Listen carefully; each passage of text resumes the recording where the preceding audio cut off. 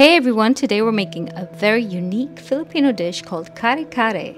It's a traditional Filipino stew that features a thick, savory peanut sauce. It typically includes a variety of meats. Today we're using beef. And it's often cooked along with vegetables like eggplant and green beans. So let's take a look at this quick, simple recipe. To make beef kare-kare, you need 300 grams of beef shank cubes. To this, we're going to add 1 can of soda water and just set that aside while you prep your remaining ingredients.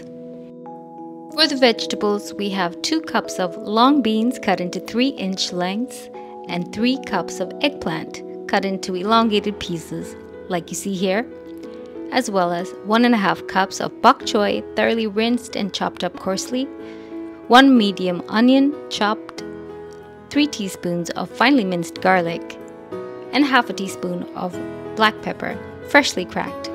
We're using a pressure cooker for quicker cooking. To this, add 3 tablespoons of oil. As it heats up, add in the black pepper, 1 teaspoon of the finely minced garlic, and just stir till the garlic gets nice and fragrant. Don't let the garlic burn, and quickly add in the beef that has been drained from the soda water at this point. Toss the beef in the hot oil for a couple of minutes till it's lightly seared and changes color slightly.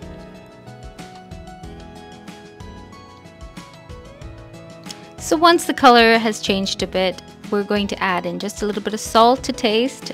I'm adding half a teaspoon for this amount of beef, and I'm going to pour in 2 cups of water.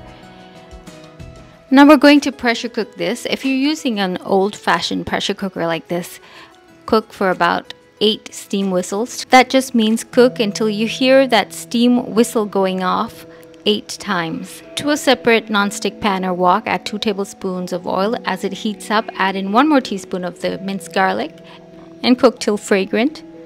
Add in the chopped eggplant as well as the long beans first and toss till the vegetables are slightly cooked. Add a little bit of salt to taste. And we're cooking this on a high heat. You don't want to cook too long. You do want to retain the vibrant color of the vegetables.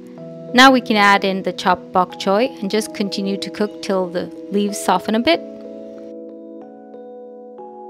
And at this point, you can remove all the vegetables to another plate because we're going to use that pan again. And here we're taking a look at the remaining ingredients used for making that savory peanut sauce. We have 3 tablespoons of preserved banana blossom flowers. Now these are dried. I soaked them in water to rehydrate them and then drained them from the water. If you can't find this ingredient, it's okay to omit this. We also have 1/4 to half a teaspoon of achiote seeds or annatto seeds, which are primarily used as a food coloring, and 3 tablespoons of creamy peanut butter, as well as 2 tablespoons of bagoong, which is a Filipino sautéed shrimp paste. It's already cooked, so it's edible in its form, but it's also added to savory dishes like this. So we're going to heat up another tablespoon of oil in that pan, add in those annatto seeds till they color the oil with that reddish color, and then we can remove all the seeds and discard them. To the colored oil, add in the remaining garlic and saute just till fragrant. Next, add in the onion and saute till softened. We're also going to add in that banana blossom flower and saute till it's slightly softened and turns a light golden in color. Now it's time to add in that sautéed shrimp paste or bagoong. Stir it in till it's well incorporated. You can always add more of this sautéed shrimp paste to taste, and many people like to add more.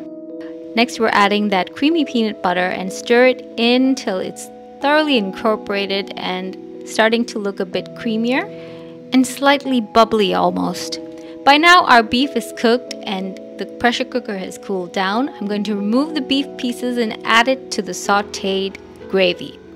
Some people like to add coarsely ground peanuts as well, but I prefer not to have that texture of the peanuts in my beef kare-kare.